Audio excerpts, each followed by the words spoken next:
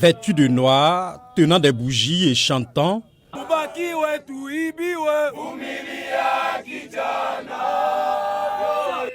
ces jeunes militants regroupés sur une place du centre de Goma réclament justice pour les victimes du bombardement du camp de déplacés de Mugunga.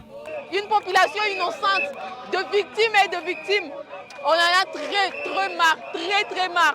Nous sommes vraiment fatigués, Le gouvernement, nous sommes fatigués, on est fatigués. C'est jusqu'à quand vous allez comprendre que Goma fait une partie de la RDC.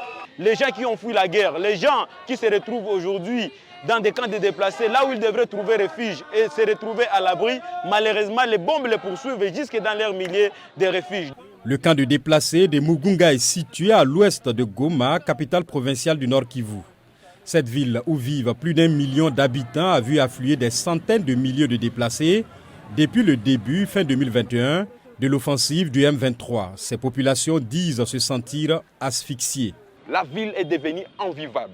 Les gens qui ont fui leur village, ils sont venus se réfugier ici. Malheureusement, ils sont en train de mourir de faim. Au-delà de mourir de faim, on les afflige encore une mort atroce. On les bombarde, on les tue.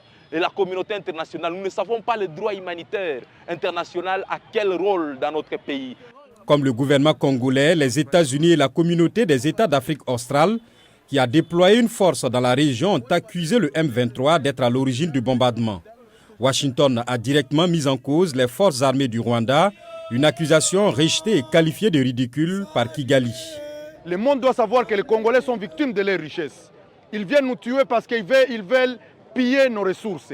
Et aujourd'hui, ils ne veulent pas les gagnants-gagnants, ils ne veulent pas respecter les lois de la République et ils veulent faire couler le sang des Congolais pour leurs minéraux, pour leurs richesses. L'Union africaine, l'Union européenne, la mission de l'ONU en RDC, le HCR et l'UNICEF ont déploré cette violence contre des civils. La France et la Belgique ont exhorté le Rwanda à cesser tout soutien aux rebelles du M23 et à retirer ses troupes du pays.